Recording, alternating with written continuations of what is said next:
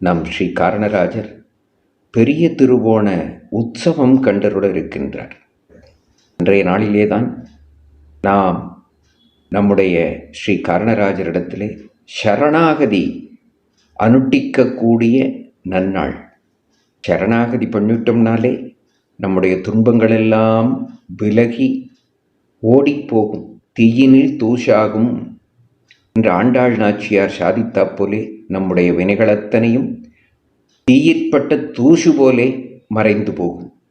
இது மட்டுமல்ல, அன்றைய நன்னாளிலேதான் காரணராஜர் கேட்டு கண்டும் கொண்டு மரளக்கூடிய 100 தடாக்கள் அக்கார அடிசலும் வெண்ணையும் பிரசாதமாக சேவார்த்திகளுக்கு விநியோகிக்கப்பட இருக்கிறது.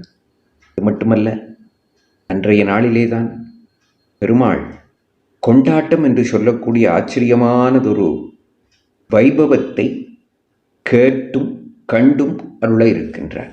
தோடல்ல, மேலும் பல பல நடையழகுகளோடு நம் காரணராஜர் அன்று எழுந்துருளி நமக்கு சேவை சாதிக்க காத்திருக்கிறார். ஆக அன்றைய நாள் கேரள தேசத்தவர்களாலே ஓணம் என்று கொண்டாடப்படக்கூடிய நன்னாள். நமக்கு இங்கு பெரிய திருவோணம். அது மட்டுமல்ல, இத்தனை வைபவங்களோடு காண கிடைத்தற்கரியதான, அனுபவிக்க கிடைத்ததற்கரியதான இந்த நன்னாளை நாம் எல்லோருமாக கூடி குளிர வேணுமாக பிரார்த்தித்து கொள்ளுகிறேன். நம்முடைய உற்றார் உறவினர்களோடு, நண்பர்களோடு, வேண்டியவர்களோடு, குறிப்பாக வேண்டாதவர்களோடு கூட வேணும். கூடாரை வெல்லும் ஸ்ரீர் கோவிந்தனான நம் ஸ்ரீ காரணராஜரிடத்திலே சரணாகதி அனுட்டித்து உய்வு பெறுவோமாக என்று பிரார்த்தித்து கொண்டு அமைகிறேன். நன்றி, வணக்கம்.